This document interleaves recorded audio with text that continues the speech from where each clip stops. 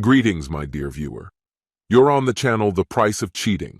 The channel is for those who appreciate traditional family values and condemn adultery. So be sure to subscribe to the channel. Let's get started. It has been 7 years since our youngest child left for college, marking the end of our parenting journey. For so long, our lives revolved around raising 3 wonderful children. Now that they've all grown up and become independent, I thought this would be the start of a new chapter for us. I hoped that we would finally have time to focus on ourselves, but it seemed that the only thing truly holding us together was raising our children. We had always emphasized values like honesty, hard work, and self-sufficiency. These principles shaped our children, and they learned to stand on their own. Each of them chose stable, practical careers and quickly found well-paying jobs. Their father had wisely ensured that they wouldn't be burdened with student loans through careful financial planning. For 35 years, our marriage remained strong, based on our shared goal of raising our kids. But now that this mission was accomplished, it felt like Samantha and I were slowly drifting apart. Over the past 2 decades, she had become deeply involved in her job, a role in which she not only excelled, but also loved. I never fully understood the nuances of her work, and didn't take much interest in it. She was comfortable at work, and that was enough for me. Our mortgage was fully paid off, and we had enough savings to comfortably support the 2 kids who were still in college. Around 25 years ago, I started a land surveying business with 2 childhood friends, Oliver and Jack Brown. The idea was mine, and they eagerly joined to help make it a reality. However, a few weeks ago, something happened that threw me off course. I usually got home from work before Samantha and spent a few minutes sorting through the mail. One particular day, a letter from the Department of Health caught my attention. It was addressed to Samantha Murphy. Curious, I set aside the rest of the mail on the dresser, but kept this letter with me as I went to the kitchen to start dinner. Samantha usually arrived home an hour after me, giving me plenty of time to prepare everything. That evening, I was making lasagna. When she walked in, she warmly greeted me with, "I'm home, Charlie," and seemed genuinely excited about dinner. She mentioned that she couldn't wait to have lasagna with a glass of red wine. She kicked off her shoes, walked into the kitchen, kissed me on the cheek, and sat down. The letter I had placed on the table was right in front of her. Picking it up, she frowned and asked, "What's this?" She held up the envelope as I placed the lasagna dish in front of her.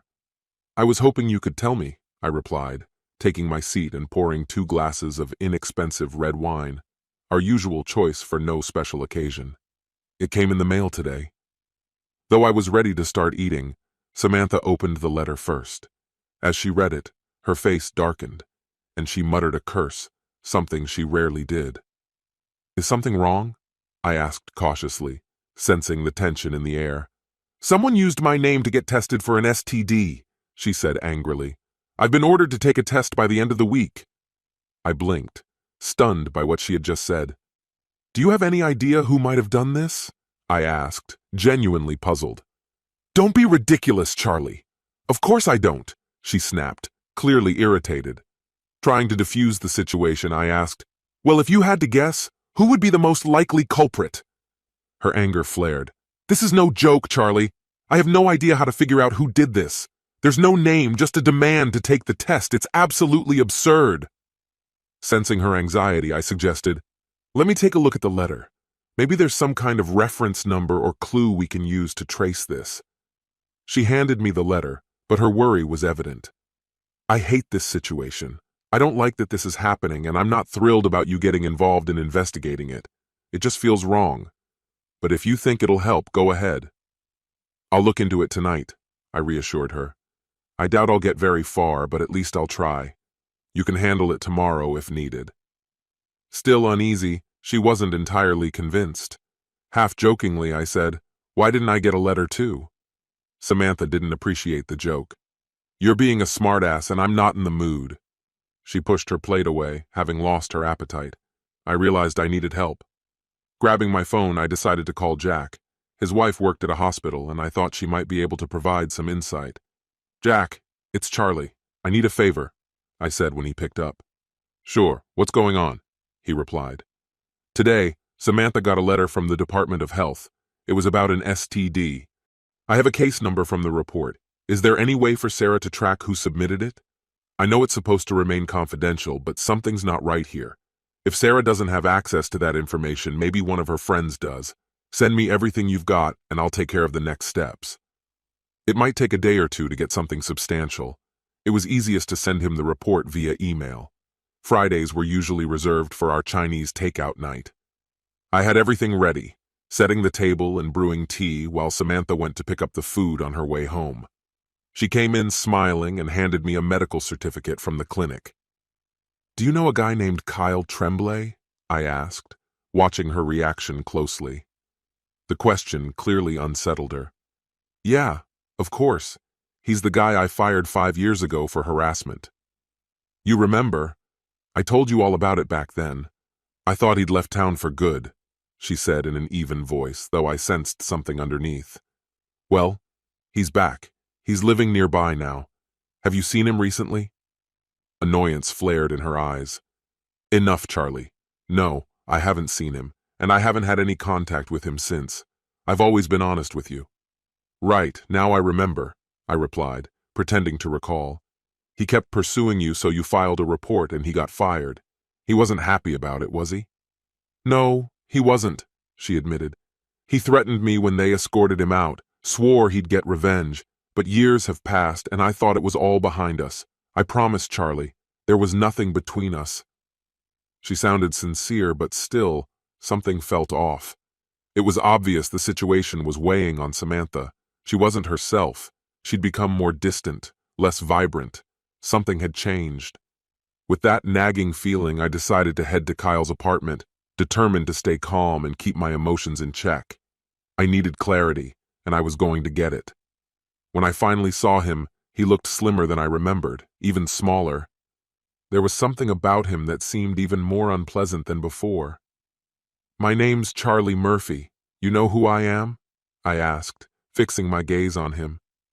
He straightened slightly and met my eyes. "Yeah, I know who you are," he said, a little more relaxed than I expected. "I think I know why you're here. Want to come inside?"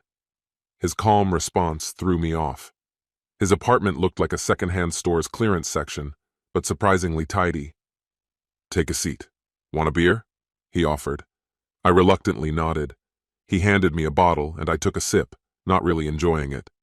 "So, how do you want to talk about this? I think you know most of the story, but I'm curious. Why did you mention my wife's name at the clinic? You didn't sleep with her, did you?" I asked, studying his face. He smirked slightly, taking a sip of his beer before responding. "No, I didn't. Believe me, I tried, but it didn't happen." "So why did you even bring her up?" I pressed. He leaned back, sighing. "Look, you know the story. I was angry at your wife back then. It wasn't about revenge or anything like that. I just couldn't control myself. I got an STD, had to go to the clinic, and when I was filling out the forms, I guess I couldn't hold back my feelings. I added her name to the list just for fun, nothing more." "That's all?" "Yes, really. I can't believe you two are still together. I thought you'd have sorted this out by now." "Sorted out what?" He finished the last sip of his beer and glanced at my empty glass. "Want another one?" I gave a slight nod but politely declined. He took my glass, refilled his own, and turned back to me. "Mr. Murphy, I didn't just flirt with your wife, I blackmailed her. I'm not exactly charming or attractive enough to win over a woman like her purely on charm, so I needed some leverage. After some thought, I decided to intimidate her. I warned her that I'd expose her affairs if she didn't agree to meet me. But she wasn't scared, and before I could carry out my plan, she disappeared. I ended up in the hospital, and after I got out, I headed to Texas." "Wait, what?" I interrupted, completely bewildered. "Hold on, I'm totally lost. What were you expecting me to understand?" I blinked in surprise. "Wait, you didn't know your wife was cheating on you?" His confusion mirrored mine, but before I could respond, he added, "Yeah, I think I'll take that second beer after all." I spent another 2 hours with Kyle, and eventually, the whole story came out. My wife had been involved with 2 other men, Michael Lee and Alexander Smith, both mid-level employees at her company. They'd meet in a hotel room. As far as Kyle knew, The three of them never met all at once. He didn't know if these affairs were still going on. Kyle, on the other hand, had been attacked by two men after being laid off. They beat him so badly that he couldn't move for a while. He spent 2 days in the hospital, and after being discharged, he packed up and moved away. By that time, I owned half the business, and Oliver and Jack controlled the other 50%. I eventually sold them my share for a symbolic $1. In return, they agreed to pay me $5,000 a month as a consultant. All I had to do was create a cover for a blind manufacturing facility. It worked out well for them, and for me too. Meanwhile, Michael Lee and Alexander Smith continued working at the company. As my divorce proceeded, I also filed a lawsuit against the company. I left Samantha a signed document finalizing everything, emptied our accounts, cleared out the safe, and transferred everything to her name. 3 days later, I hit the road. Within a week, I bought an old trailer in a run-down mobile home park. Soon after, I bought a new car, got a fresh driver's license, and a new phone number. By the end of the month, I had a stable job. I even opened a new bank account. Life became pretty simple. No, I didn't buy a toaster. The checks from Oliver and Jack were deposited directly into my new account. I waited 2 months before reaching out to my lawyer. "Wilson, it's Charlie Murphy." "Charlie, good to hear from you," Wilson said. "You left behind quite the complicated situation, but things are settling down. How are you?" "Couldn't be better," I replied. "I've moved. I've got a trailer with air conditioning, a fridge full of beer, and a lot of books. Life is good." That last part even made me smile. "Well, looks like you've got it all figured out," Wilson said with a laugh of his own. "Let me tell you what happened. The beginning wasn't easy. As expected, Samantha hired a lawyer. She was ready to dispute everything, but since you sold her the house for $400,000 and only took $40,000 in cash, her lawyer advised her to accept the terms and move on. That was exactly what I was hoping for." "How much longer do I have to wait?" "I didn't know you were in such a hurry." "I'm not rushing. I just want to wrap everything up quickly." "All right, let me check. You'll officially be free in 20 days. Can you wait until then?" "I think I can. I'll send you my new contact details. Email, phone, and address. Do you need anything else?" "Actually, yes. There are a few documents that need your signature. The company wants a settlement agreement, but they require a notarized waiver. They're offering $500,000. Does that work for you?" "Are you serious? I wasn't expecting to get anything. I just wanted to make a bit of noise. I assume you'll get your cut?" "Oh, of course, Charlie. I'll take my 30% commission off the top." I was struck by the fact that Samantha didn't even try to find me. I also hadn't heard a word from the kids or any other relatives. On the other hand, I hadn't contacted them either. It was unclear whether they didn't care or if I'd managed to disappear pretty well. I figured none of them cared. Whatever Samantha had told them, she must have come up with some explanation. But that was something to worry about later. Life had been fairly calm for the past 2 months. The job required the whole crew, and we even had a police officer stationed at one end. It was tedious work, and I wasn't as focused as I should have been. The cars were coming from the east when a silver car stopped right in front of me. I gestured for the driver to keep moving, but instead, the window rolled down. "You're easy to find, Charlie," a voice shouted. "You really should have considered changing your name." My first thought was, why the hell is Michael Lee looking for me? This definitely wasn't good. I backed away from the car as soon as his right hand appeared with a terrible black revolver. Instinctively, I threw my traffic flag into his window and bolted toward the castor bean field on the other side of the road. The revolver let out a deafening sound. I didn't know where the first shot went, but when he got out of the car, his aim improved significantly. The second shot hit me in the back, but there was no pain as I expected, more like a burning sensation. The third shot missed. He was now on foot, chasing me and shooting, but his coordination was off. By the time I reached the thick brush, I saw him trying to reload when I looked back. What should I do now? The next shot didn't come from him. It was quieter, sharper. Lee dropped his weapon and grabbed his leg, collapsing to the ground. Officer Isabella Garcia, our stationed cop, had stepped in just in time. She kicked his revolver away and stood over him, talking into the radio on her shoulder. I figured I was safe now and slowly walked toward them. "You okay?" she asked, not taking her eyes off Lee. "I think so." "Not sure," I replied, still trying to process what had just happened. I stayed aside as she began reading him his rights. Lee wasn't listening to a word she said. It seemed her knee had hit him, and he was far more concerned with that.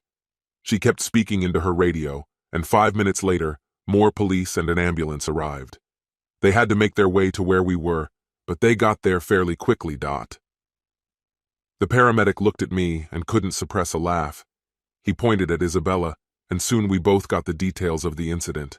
Continuing to explain to Isabella and me, he added, "He's got about 6 pellets lodged in his hands and back."